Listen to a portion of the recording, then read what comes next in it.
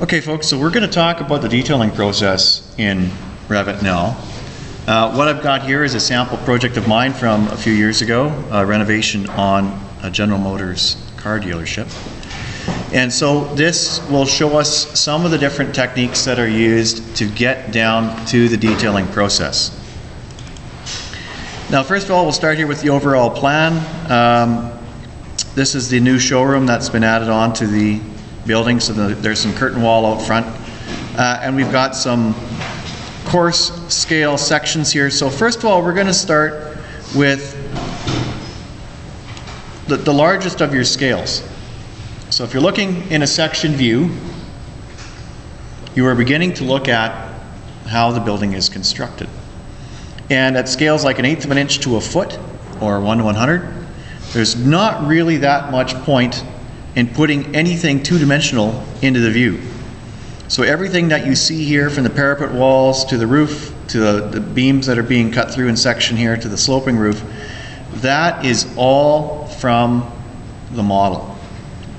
So this is just strictly 3D objects being shown at this larger scale. Now, when we drop down to a smaller scale, like a wall section, so here we're at 1/2 an inch to a foot, we're beginning to drop into a mode where we do add some two-dimensional stuff, two-dimensional entities in Revit, two-dimensional families, over top of the 3D model. So if we look at our notes here, we're looking at the 4 different ways that we can get detailing accomplished in a Revit drawing set. Now that first overall section I showed you, there was no detailing done in it whatsoever. So in your overall building sections, everything that is in there should more or less be from the building model. Now here, what we're looking at in this wall section is point number 1 on our notes, adding 2D detail elements over the Revit generated 3D building model. So what do we have? We've got some studs here, some plates, 2x10s, nailers and tops of walls and so on.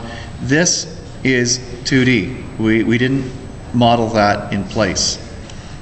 Here, where we see our sloping roof, we've got a plywood layer, another plywood layer, and then rigid insulation, and then a protection board on top of that, and finally a membrane. All of this stuff that you see here is two-dimensional. As well here, we've got this Alucobond panel. So that's your aluminum composite metal panel. The clips, the flashing that goes over the top here, that is all two-dimensional added on top of the 3D model.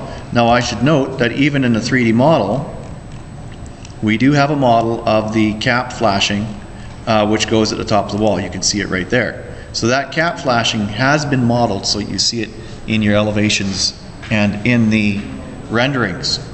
But once we get into the detailing stage, we've got yet another two-dimensional cap flashing that we use in place. And part of the reason for that is when we're modeling, we tend to show building objects differently. When we switch to 2D, we've got a really big, thick, heavy line here for the roof membrane. And as a result, we may want to show this cap flashing a little bit wider than its actual size because we want to fit that heavy line in there. So we may be playing with the width of the wall here as defined in the flashing, so we can make this flashing a little bit wider and then kind of just nudge it around a little bit with the arrow keys to make that information show. Now, we may get to a stage, especially at smaller scales, where the building model itself will just be used as a guide.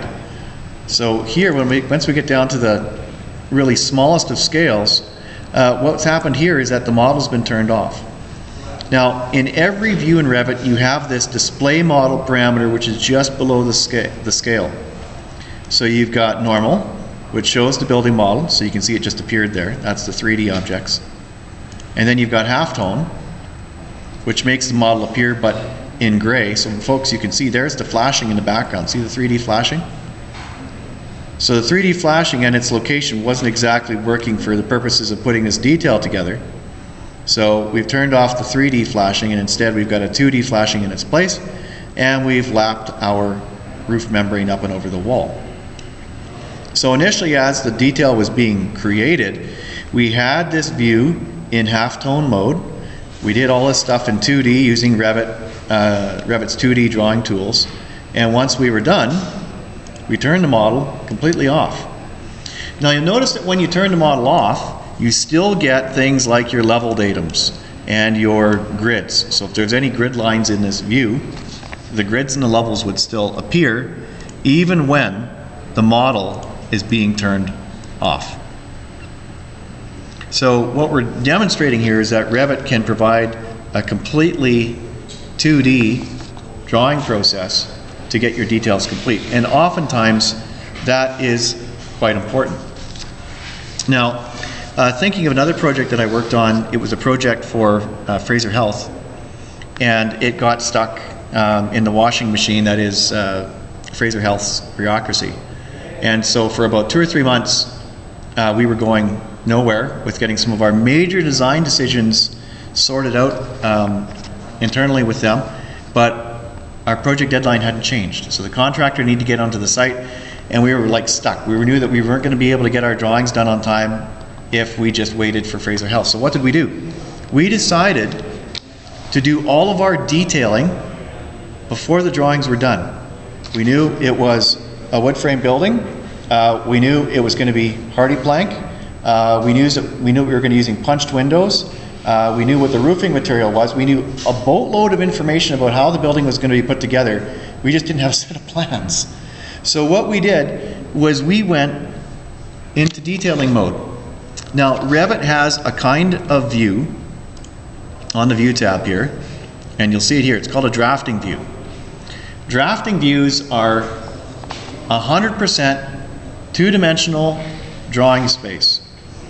It's like a sheet of paper, and you can do all of your 2D drafting in this space. They will list in their own folder in the project browser. So way down below all of your other views in the project browser, down, down, down, down, down, down, down, you find drafting views. So here is an example of a generic 2D detail. So here we've got a wood frame wall that meets our floor, our showroom slab. We've got the aluminum panel on the outside with its terminus detail here. We've got a piece of flashing. So we've got our self-adhering membrane in behind the flashing. We've got our wall membrane, our air barrier on the outside of the plywood. So we've got all the components of this detail. This detail is completely 2D. Now as a result, whenever you make one of these drafting views, you do not get an annotation that points to it.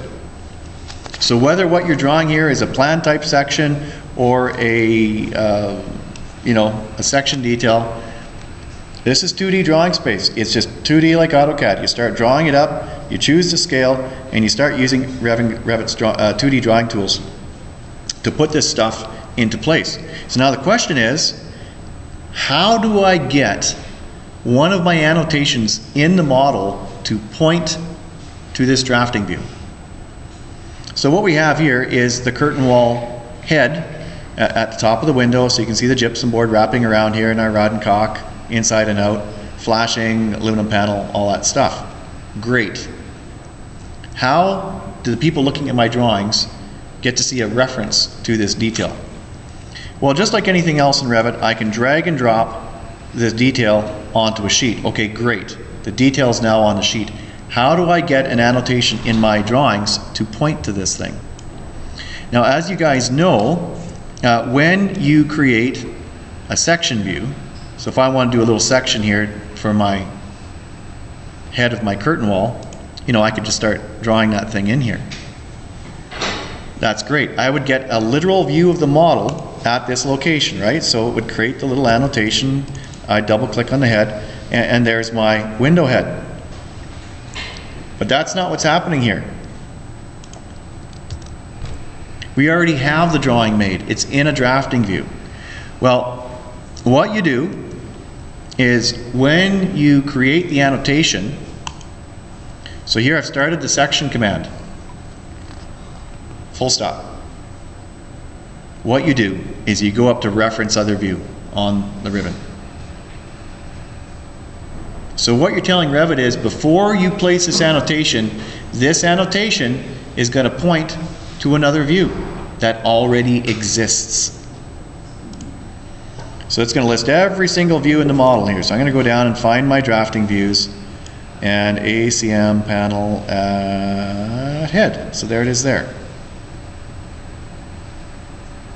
So I've already created the drafting view. Now I just need an annotation to point to it. There we go. And you notice it's already got the sheet number and the view number. So I double click on this thing and it takes me to that drafting view. So we're going to be talking about that in a few minutes. So creating drafting views is a totally viable method of getting your detailing done, especially if you know how the building is going to go together. So you create the drafting view, you put all the parts in it that you know are going to be there according to good construction practice, and you don't even worry about the model. So you can kind of front end load all your detailing if you got a client that's twiddling their thumbs and your deadline hasn't changed. Go ahead and do your detailing first.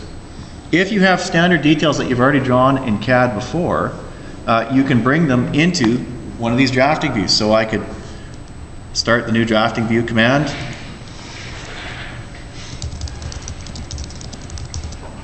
Make sure that the detail of your drafting view matches the assumed scale that you made the CAD detail in. I mean, you can always change it later. So if you happen to choose the wrong scale when you make the drafting view, you can of course always change that drafting view scale afterwards if you need to do so.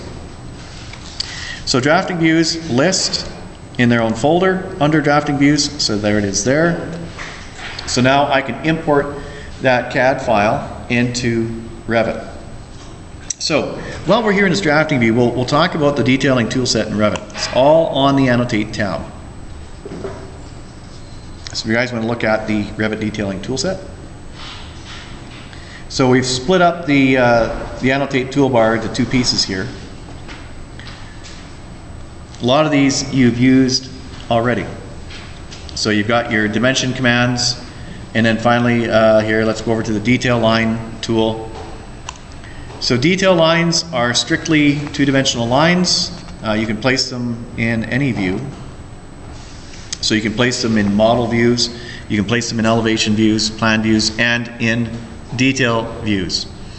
Now, Revit doesn't have layers per se, so if you want different thicknesses for your lines or different colors for your lines, this is all driven by a separate dialog box in Revit. So here you can see these lines all have different line weights. So to get all of these in here for detailing purposes, you have to go to the line styles dialog box. So let's show you where that is. So on the Manage tab,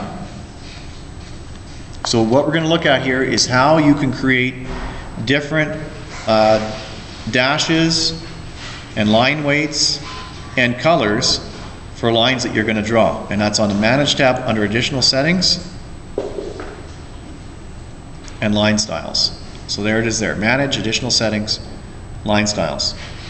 So in this dialog box here, and for years Revit has done this, and I don't know why, all the line styles are collapsed. So you have to expand it. So everything that you see here, these are the different line style names, their line weight, their color, and the line type that you want to use. So what you might want to do is go down in this list and you can see some of the different line types that are here. So if I wanted to create a new line style for drafting purposes, you hit New and you make the new line style. So if I wanted to make something for my air barrier, a special line type for my air barrier,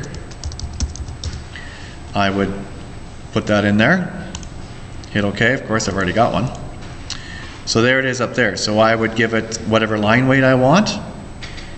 And typically you make all your lines black because Revit is what you see is what you get. So unless you need it to be another color, black, and then choose your line pattern. So if you want to change to a different line pattern, you put your cursor in here and you can choose any of the ones that you've defined so far. So line styles, you give it a name, line weight, color, and line pattern. If you want to define a line pattern, again, that's under additional settings. But instead of going to line styles, you go to line patterns. And then in here, you can new or modify, create a new or modify an existing line style to get the kind of dash pattern that you want. So you make your dash pattern and then go to line styles to use that line pattern in conjunction with a line weight and a line color. Now detail lines are used both to just draw independent lines and also to draw the next object that we're going to talk about, filled regions. So bottom of page 1 here, regions are 2D hatched areas. Yeah. Are lines, styles, patterns, and line weights scale independent? They are the same printed scale. They are scale independent. Both on screen and printed? On printed. Just printed. So what it means is, any of you guys know the Myriad AutoCAD settings for dealing with line type scaling between model space and paper space, like MSLT scale and PSLT scale, and there's like 4 other ones. In Revit, you don't have any of that. If I have a dashed line here, so for instance this air barrier one here, I know it's got a dash to it. Okay, see that dashing? The distance between these dots will stay the same even if I change the scale. So if I go to a different line style here,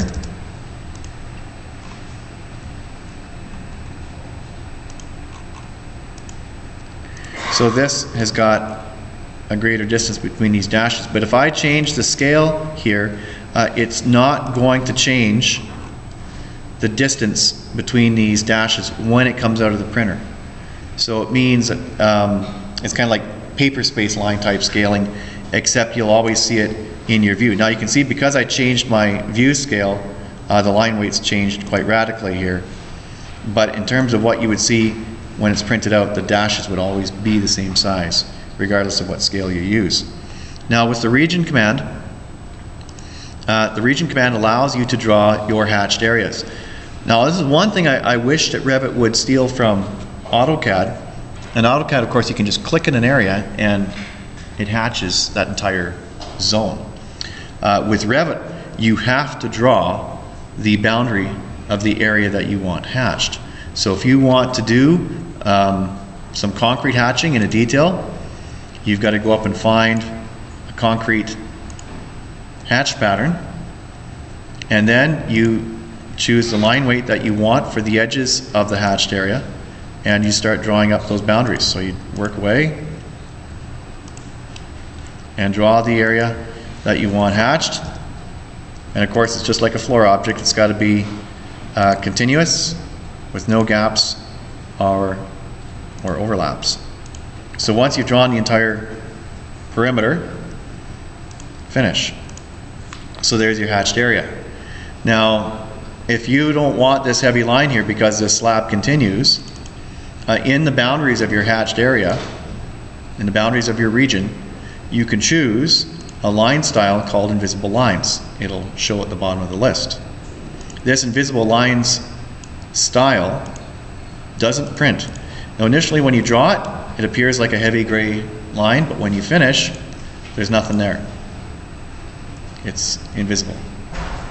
So that is the invisible lines style.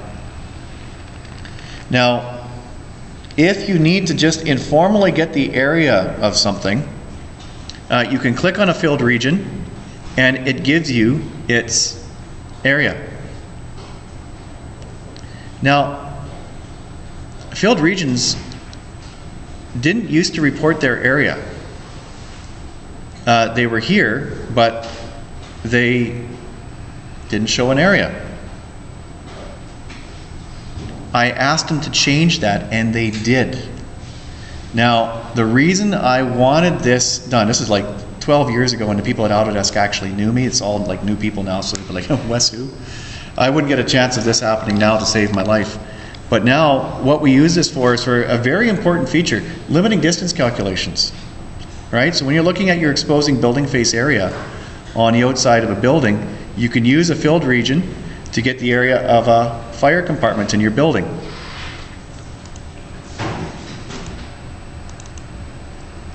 Okay, so here's my north elevation. Right? So there's some, here I'll just turn on some color here so you can see where the glass is and you can see where the wall face is.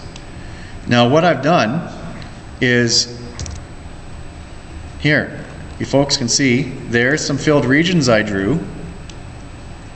So I would be able to just draw it over the entire face of the building and get the area of that filled region. Now we've got my unprotected openings, which I drew with another filled region to get the area of all my glass on the part of the building that's facing towards the property line.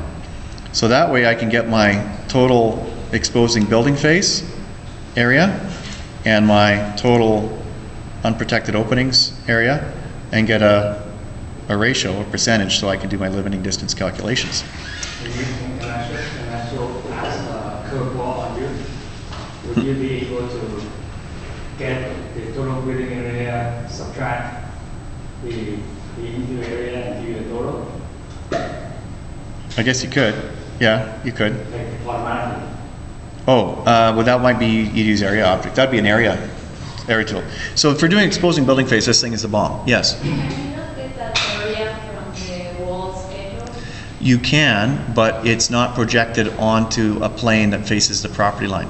Some of these walls are facing on a 45-degree angle. So I need the projected wall area that faces my property line.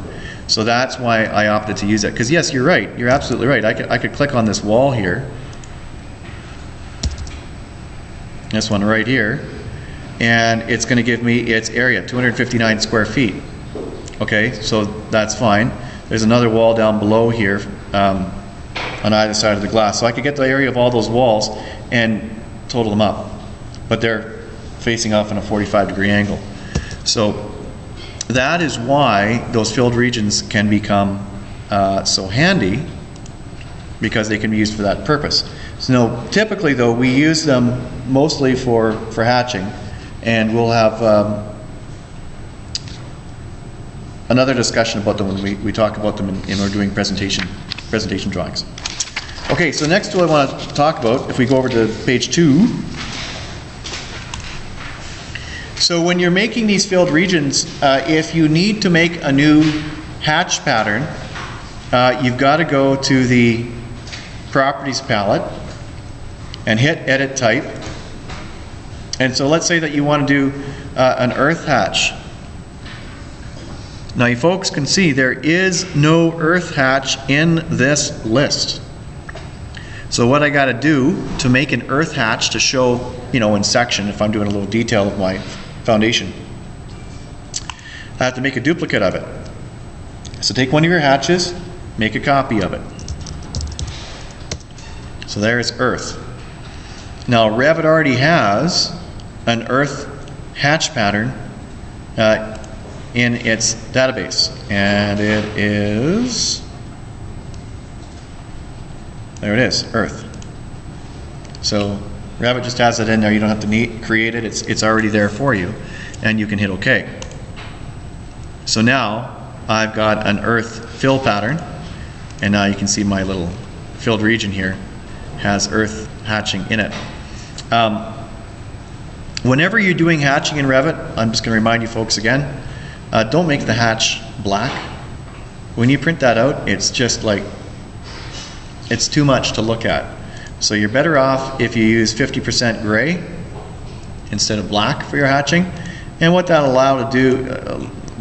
allow is for the perimeter lines around a hatched area to just to punch out a little bit more and give some contrast between those lines and your hatched area within. So there's no hatch in Revit that I will leave as black. I'll always take those hatches and make them 50% gray. Some other features of your hatching when you're inside the filled region dialog box here is you can choose whether the background is opaque or transparent. And of course what will happen then is if I take this filled region and cover it over top of something else, so here you can see that the filled region is obscuring the line behind. That is because the filled region's type properties are opaque. The other option is transparent. And if that's the case, then that line will bleed through. Now, on the same menu there, the region drop down, so you can see we have the filled region tool, and below that we have the masking region tool. The masking region tool is a white, solid, hatched area. Now, you'll notice here, this is the masking region I just drew, this thing right here. Now you can also make a filled region style that is solid white. So here, I think out of the box there'll be one that's called solid black. So out of the box you'll find a filled region style that's called solid black. And you can make a duplicate of it and make one that is solid white. So it's opaque, it's white, it's the solid fill pattern. And when you create one of those, it's going to look exactly the same. Can you see the difference? I can't tell the difference. There is no difference in Revit. The difference is when you export this view to AutoCAD. If you exported this view to AutoCAD, the solid white filled region would export as a white solid hatch in AutoCAD, and if you deleted it, you would see all the lines behind. If you send a masking region to AutoCAD, what you would see is that when you delete it in AutoCAD, everything behind it would be gone. So that's the main difference. So a solid white filled region retains geometry behind it. A masking region will basically wipe out the stuff that's behind it once it's exported to AutoCAD. So Revit has a stacking method here. Send to front, send to back, bring forward a step, send backwards a step, just like Corel and a host of other programs that are out there. So this only affects two-dimensional objects. If there's 3D objects, you cannot control their stack order.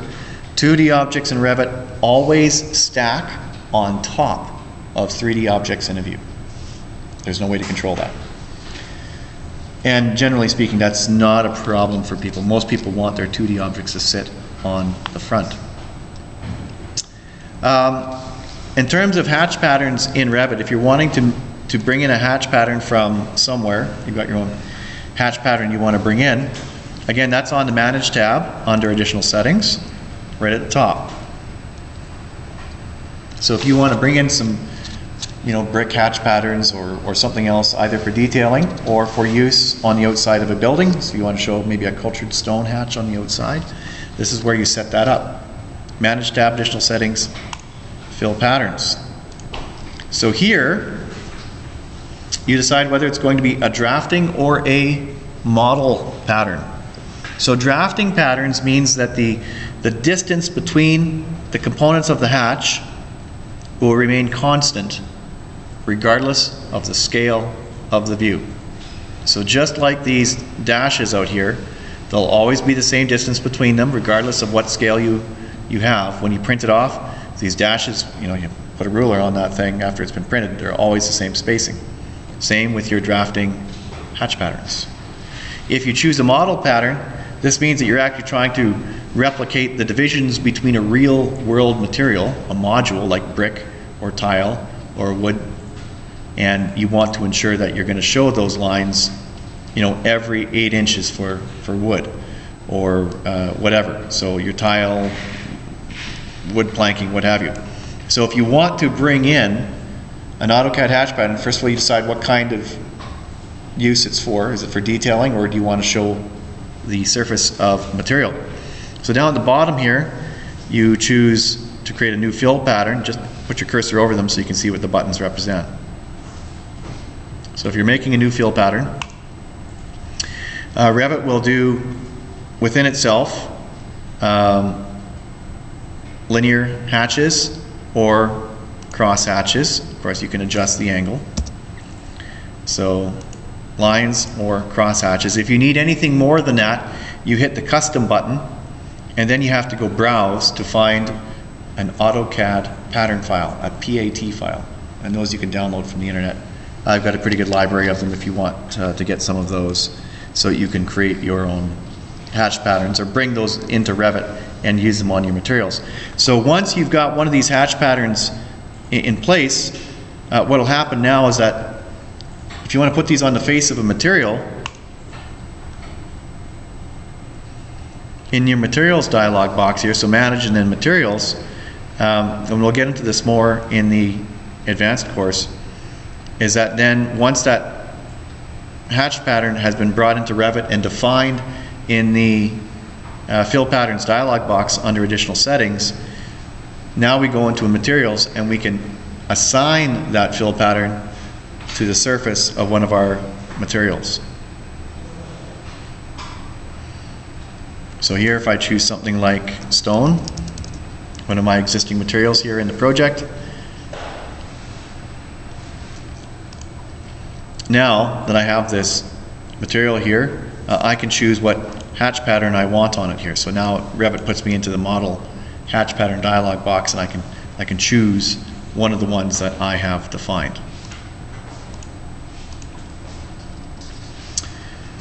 Okay, so detail components, that's the next part here of the story.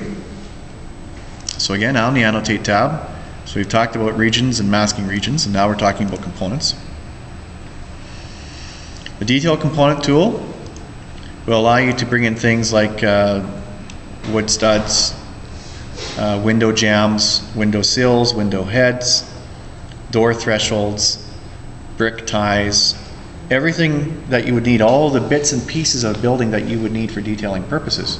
Now, you want to find out where you can get more of this stuff.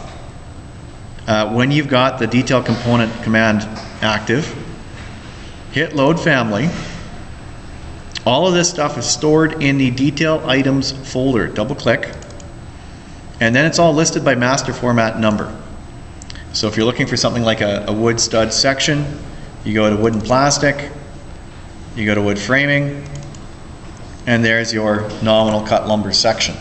So if you kind of know your master format numbers, that'll help you to drill down and find those different pieces of a building. So just here in the notes, don't draw a bunch of detail lines or filled regions when you can use a detail component instead.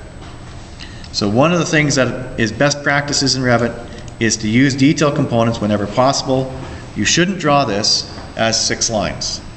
That's just wrong. And it shows that you haven't taken this course, so why would you do that? Now under the component tool is the repeating detail component tool. So what this allows you to do is to do something like a 2x10 at 16 inches. Now out of the box, the repeating detail component tool will be brick. So you'll have something that just draws bricks across your screen. Now what you would do then, if you wanted to show joists in section, you can grab one joist and you can copy. Don't do that. Start with your brick detail component that you have here. And once you've loaded that 2x10 into your family, so once you go to insert, load family, detail items, wood and plastic, wood framing, there's my lumber. So if I'm doing 2x12s, I go down to 2x12, there we go.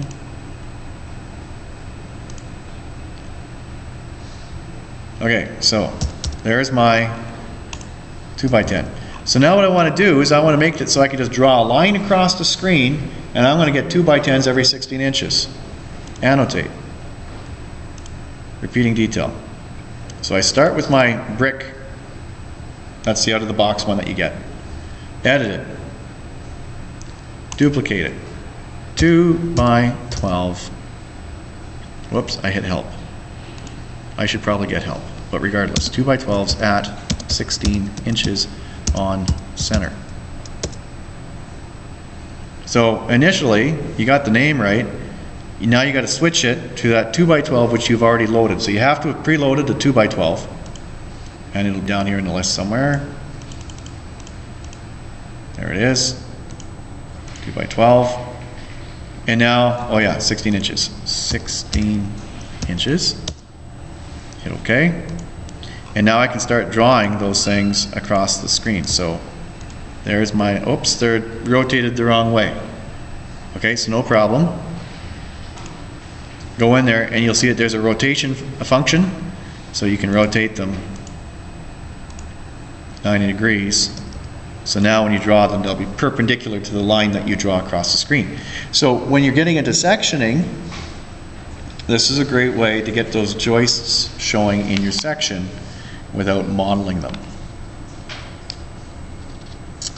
The legend components, you folks can look at that. Legend components go into legend views. This is good if you're doing a door or a window legend. Now legend views will show up in their own folder in the project browser. So here you can see you've got all of your views, and then legends go into a completely different section of the project browser. And so here's the purpose of legend views. Now legend views can be dragged onto multiple sheets. Well, think about that for a second. A legend can be dragged onto multiple sheets. You guys know that any other kind of view in Revit can only be dragged onto one sheet. Take a section, put it on a sheet. It can only be on that one sheet. You can't have one section and have it on 2 sheets. No view in Revit allows that. Drafting views, same thing. You put a drafting view on a sheet, done. That's it. But legends can be placed onto multiple sheets. So for things like your symbol legend, you want to show all of your different symbols and what they look like. That symbol legend can be placed on multiple sheets. Just drag it onto sheet A1, drag it onto sheet A2 if you want, drag it onto sheet A3. Now, what we often use these legend views for is to show a little picture of each door and each window that's being used in the project and their configuration. So here we have an unequal door. Here this is for where they bring in the cars. So one leaf is wider, one leaf is narrower, that's the man door, and then you know, when they want to bring in the car, they open them both up. So this allows the contractor to see a picture of what these different windows and different doors look like, and then we'll put that on the same sheet as our door and window schedule. So here's, right, not the window schedule sheet.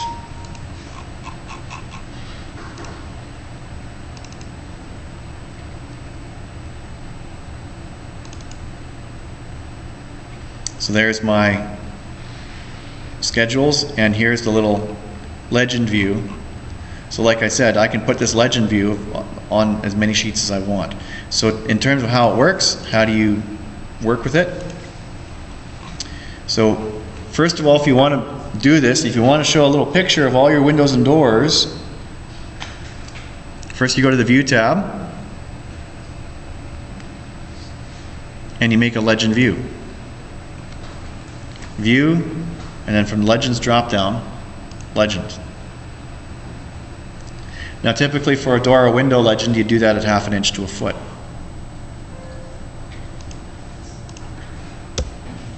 So View tab,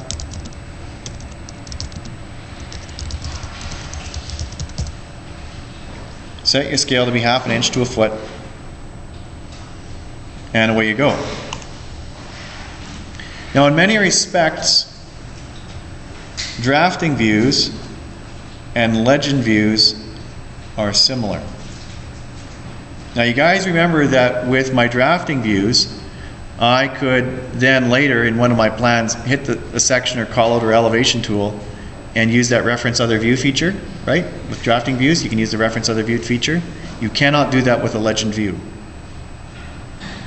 So there's a little bit of a difference there between legends and drafting views. But in legend views, same thing. All of the 2D tools are available. In a legend view, all of your 2D tools are available and none of your 3D views, 3D objects. So drafting views and legend views, 2D only. No 3D allowed. Now, when you've got one of these legend views created, on the component drop-down, you'll see now that you can add one of these legend components. So here I've got a blank legend view going here. That legend component tool is available. If I go back to a drafting view,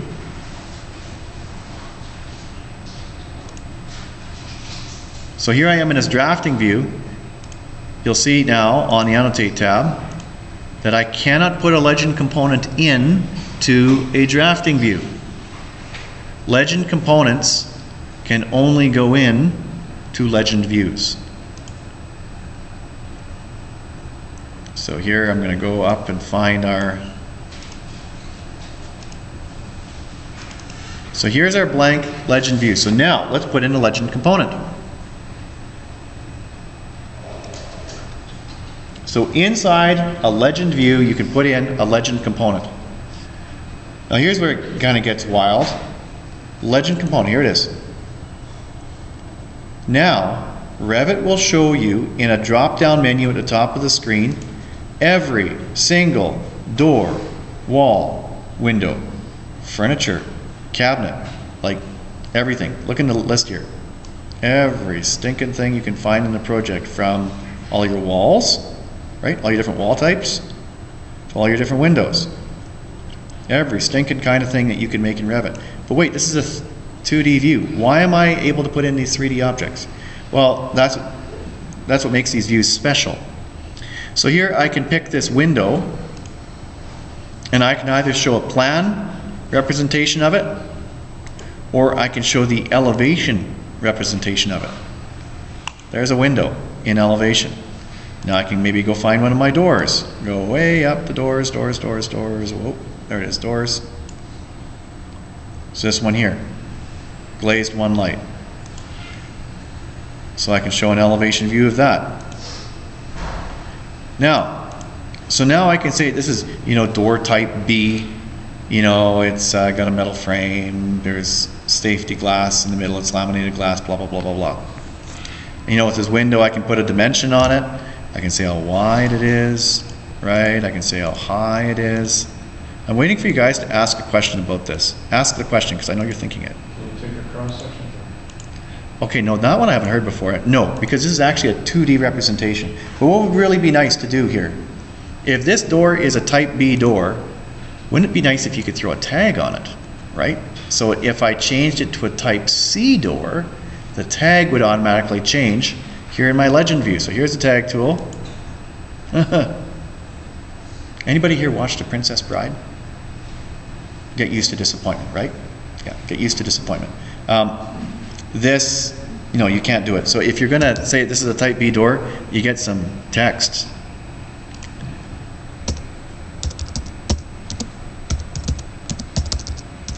So if you happen to change in your door schedule what is a type B door in the future, just make sure you come back into your legend view here and change the text underneath.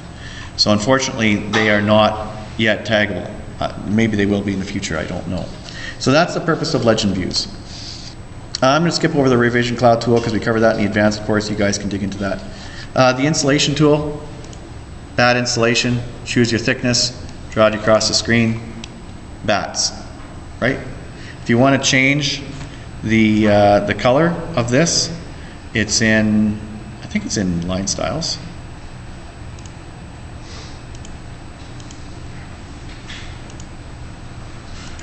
Bat, installation, bat, bat, bat, bat, bat. No, it's under lines. Yes, so it's under object styles and then lines, right?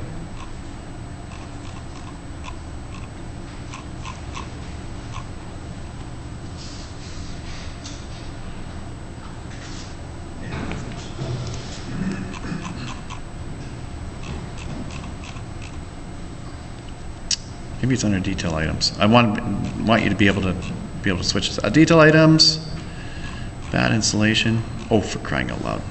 I was just working on this today.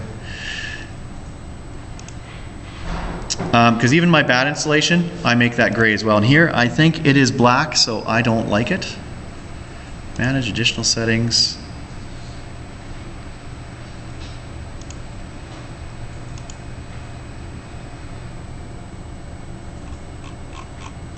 Oh, for crying out loud. Enough of me floundering around. I'll find that and tell you later if one of you is interested.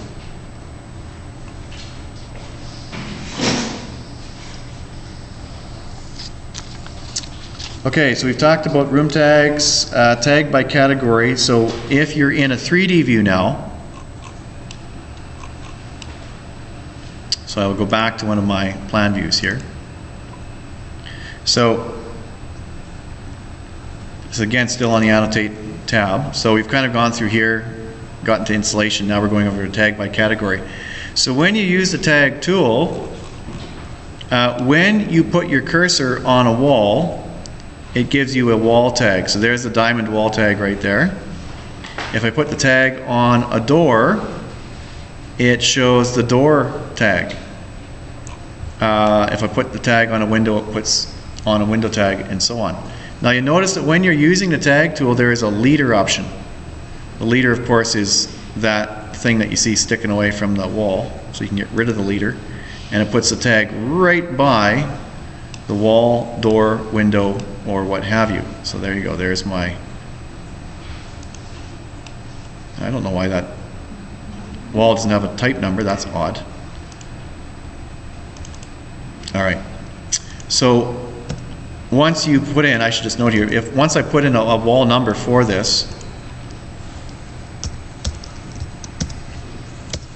it changes all of these walls so they all have the same, because it's the same wall that's being used everywhere. So now anytime I put this tag on a wall, right, all these walls now show as W6A because I changed it. So next to the tag by category is tag all. This is quite a powerful tool, ladies and gentlemen. Let's say that you've made a copy of a floor plan. So just to illustrate here, make a copy of a floor plan. So just right click on a view, make a copy of it.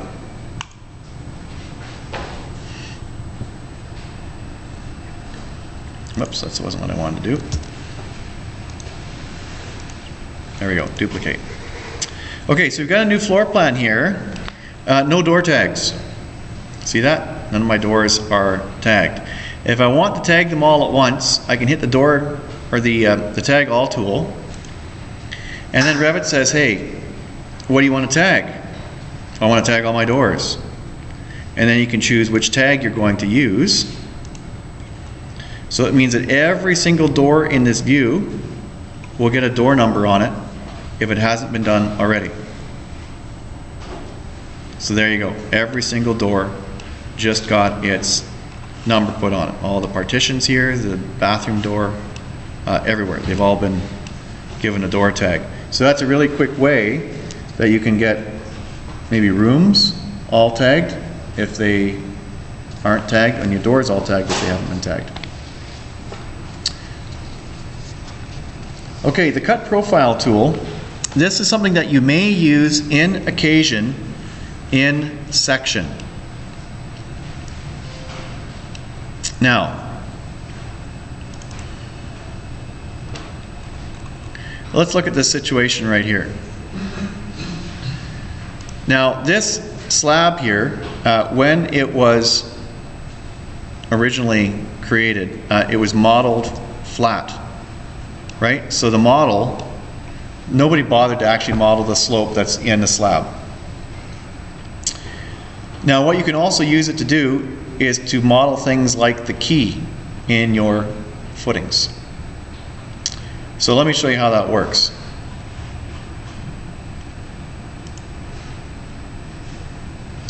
It's on the View tab. So here we've moved from the Annotate tab to the View tab. So the cut profile tool allows you in this view only to change the extent of a 3D object. So you're doing basically a two-dimensional fudge of a 3D object. That is what the cut profile tool does on the view tab. So you fire up the cut profile tool and you click the object that you want to work on. So here I'm going to work on this footing. And what I'm going to do is I'm going to create a little U-shaped piece. So I'm coming down 1.5 for a 2x4, going over 3.5 inches, 3.5 inches, and then I'm returning back up to the pale yellow line.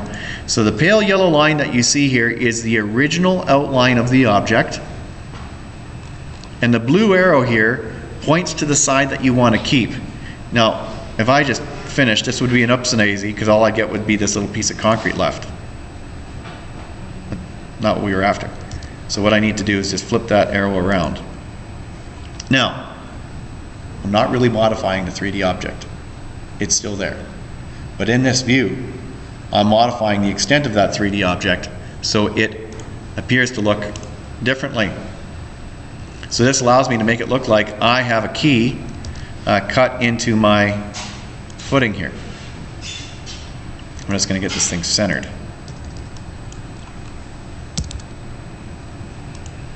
There we go.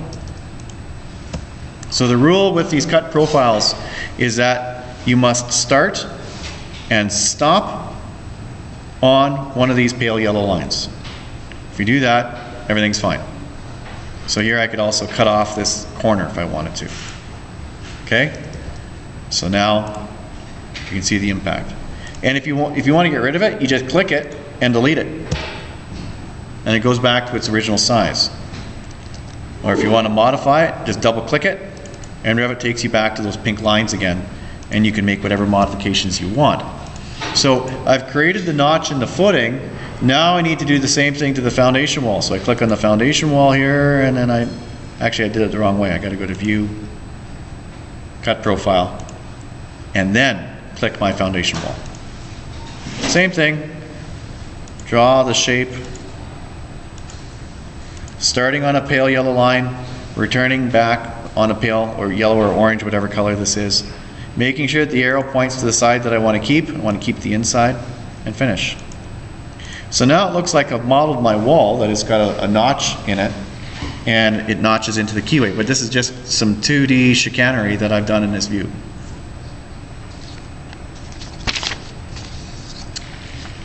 Okay, now let's go over to page 3 here.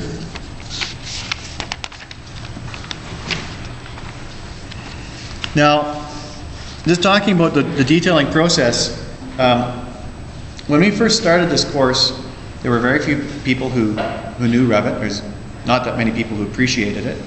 Autodesk had just bought Revit out because it used to be a venture capital company. And so there was a lot of really long-term users of AutoCAD who were very proficient at it. And as you folks might understand too, there's a lot of people who perceived Revit as a threat, especially people in firms who had been using AutoCAD for a long time and they had expertise and they were established and they were respected because, you know, they had given their lives to the cult, to join the AutoCAD cult, right? To know all the different 60 AutoCAD variables for dimensioning. So Revit comes along and now everybody's like in gatekeeper mode. So a lot of firms came in. I used to have principals who came to this class quite frequently in those days. And they would say, Wes, what am I going to do with all of my senior technicians who are kind of freaking out about this whole Revit thing and are really good at AutoCAD and are really, you know, they're gonna die before they start using Revit is what they were telling me. So what you can do with these people, instead of taking them outside and killing them,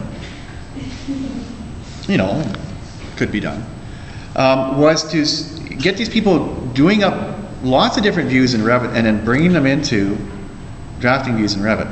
So here's a project where you can see the this whole elevation of a washroom was done in quite short order by somebody in AutoCAD and then brought into a Revit drafting view, and then using the reference other view So let's say here that this was a washroom elevation.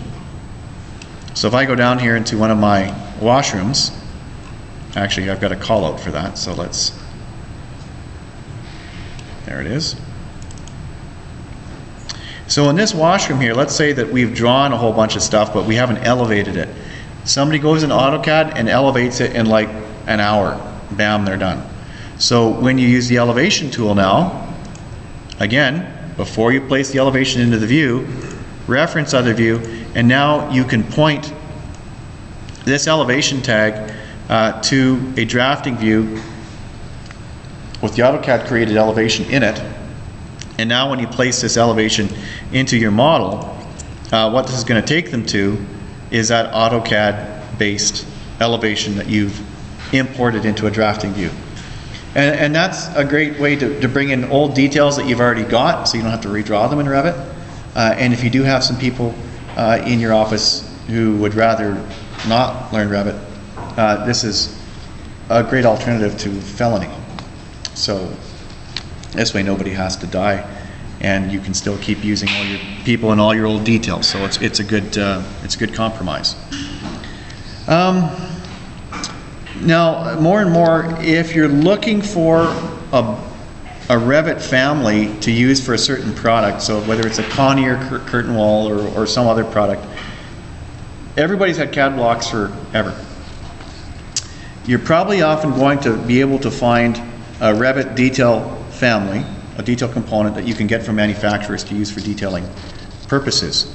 If you can't, you can bring them into a blank detail component in Revit. So just so you know how this works, you go to the File menu and you choose New, and you just hover over it. So just like we created a window a few weeks ago, there is a detail item template, which, if I open it, this is like a blank 2D block. So just like in AutoCAD, you make a block of something or get the block from the manufacturer. You can bring in that CAD block into this blank detail item template, bring it in, trace it or explode it, save it, and then use it in your projects. So really the rest of the notes about tonight is how you could bring some of that information into Revit. And maybe one of the things I should just note under using CAD details on page 3. So if you do have some details that you've already drawn in AutoCAD, just flip over to page 4, because what we want to note here, if you look on page 4, when you're importing that stuff, so that dialog box that you see midway down or maybe a third of the way down, page 4, right hand side, when you bring AutoCAD stuff into Revit, now I'm just going to close down this template here. Can it be any DXF or DWG? Yeah, DXF or DWG. Yep. Any other platform? I think those are it. I would recommend that the detail use TrueType fonts inside it. You guys know the old AutoCAD fonts with just a single line. Those are for pen blotters, people. Like if you're still using SHX fonts in AutoCAD, like maybe you should go outside and dig your own grave too, because I mean seriously, that's like old school. So use TrueType fonts when you're bringing your details from AutoCAD into Revit, so you won't just get that really thin line. It looks terrible when you bring it in for your details. So that's one thing. Now the next thing you have to pay attention to is when you are importing. So here on the Insert tab, if we're going to import a CAD file, you need to pay attention to how Revit handles the layer colors. Now, look at the third bullet point on page 4. Revit sets line weights of imported CAD by color. So basically the CTB method. On the import panel here, so look at Insert tab, Import panel, there's this eeny weeny little arrow here which opens up this dialog box. This is it here. And so on the left are all of the AutoCAD colors, and then you map them to Revit line weights. So if in your office blue is a fairly heavy line weight, so blue is 5, you could map that to a Revit heavy line weight, which is a 5 as well. And then if 2, which I think is yellow, is a really sort of a medium line weight in Revit, a medium line weight in AutoCAD rather, then map it to a 3, which is a fairly heavy or a modest line weight in Revit. So 1 is thin, 5 is pretty thick, and 2 and 3 are sort of in between. So take all of your AutoCAD colors and map them to Revit line weights before you bring in that CAD file. And then when you bring them in, the AutoCAD colors will actually have line weights when you bring them into Revit. Notice on page 4 under how to use CAD details in Revit, point 4, import the CAD detail black and white only.